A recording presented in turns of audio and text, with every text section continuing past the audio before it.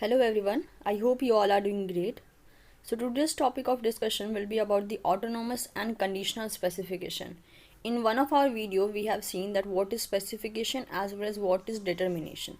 So specification is further categorized into three type of different type of specification, or it has a three types, mainly the autonomous specification, conditional specification as well as syncytial specification.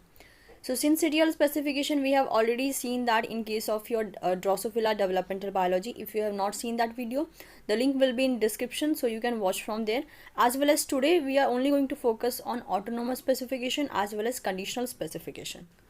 So if we talk about the specification, so whenever a cell is having a reversible fate, at that time we used to say that still the cell is in a specification stage. But whenever it is having a irreversible fate, that means it is not going to reverse from its fate, at that time we used to say that it has been entered into its determination stage. Okay, so here we are talking about the specification stage. That means it is also going to involve a reversible as well as irreversible fate, but obviously it is going to start from a reversible and it is going to end in a irreversible fate.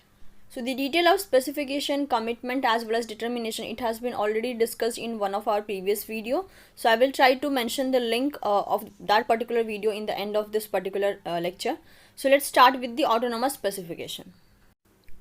Okay, so the name itself, that is the autonomous specification, is indicating toward the autonomous way of designing everything. Okay, that means it is self-capable in doing that work. So that is what called as a autonomous specification. So in the first line it has been mentioned that is cell develop only according to its early fate. So whatever the fate a cell is having, the cell is going to develop according to that fate. That means it is not going to reverse from its fate, or it is not going to reverse from the decision which that cell has made. Okay, in the second line it has been mentioned if a particular blastomere is removed from an early embryo in a development, then that isolated blastomere will produce the same cell that it would have made if it were still a part of that particular embryo. So let's take an example. Suppose you have removed blastomere from an early embryo stage, and what you have did, you have just kept that removed blastomere in an isolated condition, but obviously you have provided all the growth condition.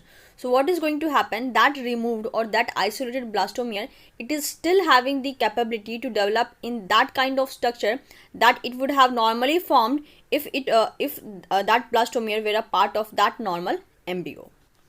So this second line will get more clear when we will try to deal with this point with the help of a diagram that we are going to do in our next slide.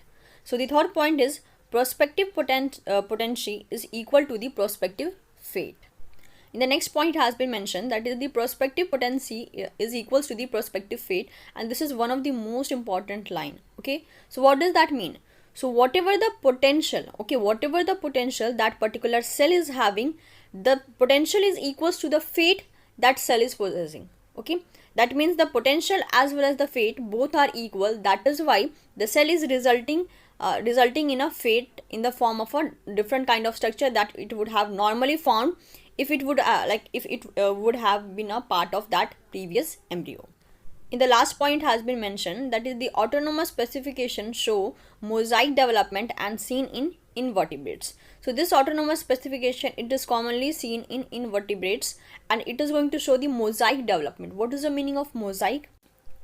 Mosaic means if a particular cell has been programmed for doing a X function, okay, but after development or after attending its fate, it is going to show the X development itself. So that is what known as a mosaic development. That means a cell has been designed for a particular function and that cell is performing that function only. That will be known as your mosaic development.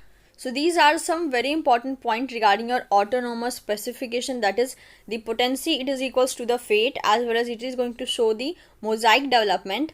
And autonomous specification, it is mainly going to tell you a condition where a cell is self-capable to develop according to its early fate.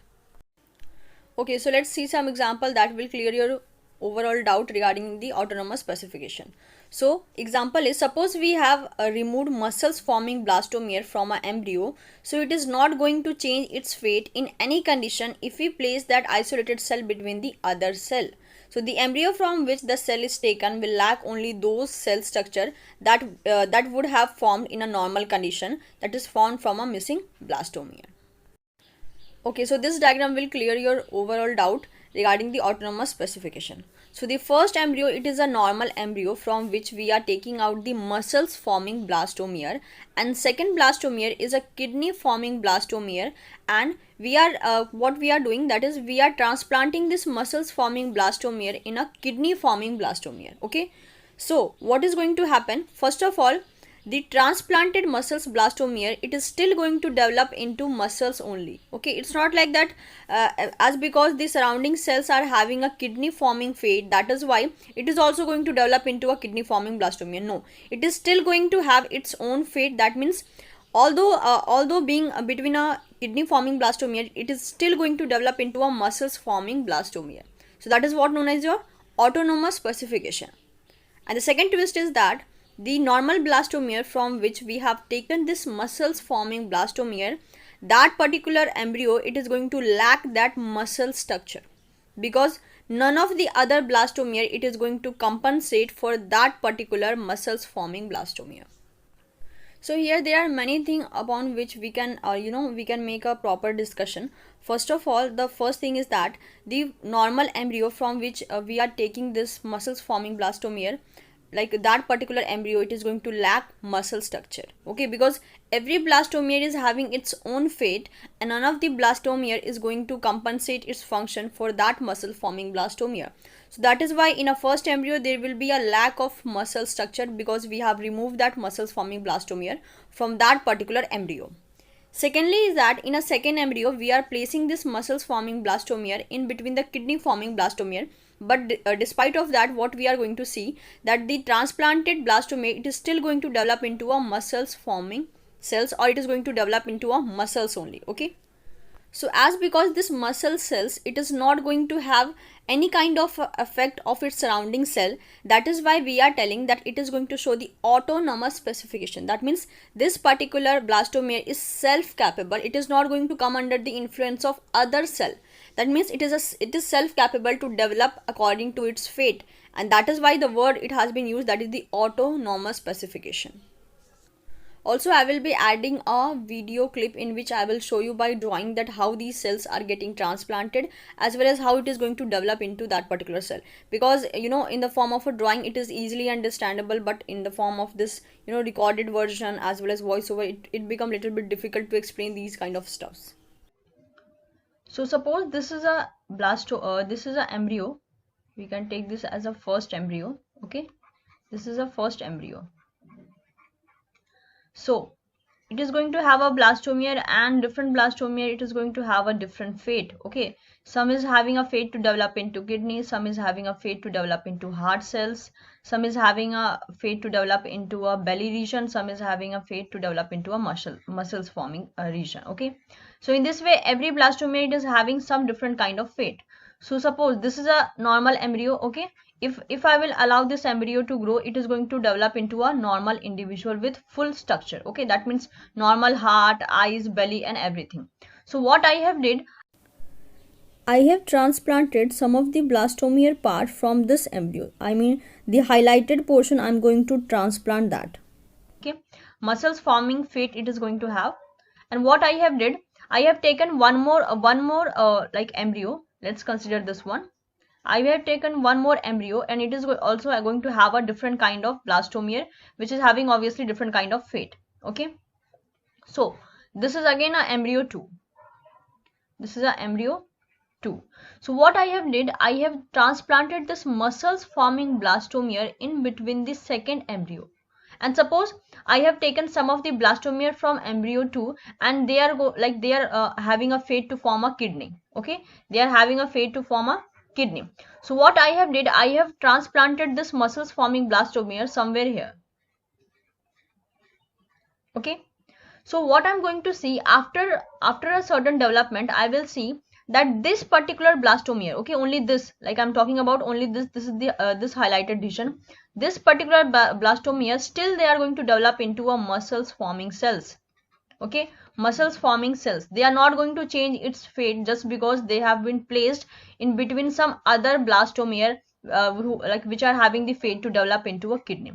So what this particular transplanted cell is showing, it is showing the autonomous specification. Okay, so this is going to develop into this is going to develop into a muscle forming structure या फिर muscle forming cell. So what it is going to show, that it is still having the capability to develop according to its fate. It is not going to change its fate. But if we talk about this embryo, as because every blastomere in this embryo, it is going to have its own fate, so none of the blastomere it is going to participate in the compensation of this lost muscles forming blastomere. So that is why this embryo, if I allow this embryo to grow further, so it is going to show the incomplete development. Incomplete development means what? This embryo, it is not going to have a muscles. Okay, it is not going to have a muscle because I have removed this muscles forming cells. So in this way, what we are going to see, that this particular muscle forming blastomere, it is not going to have influence on itself.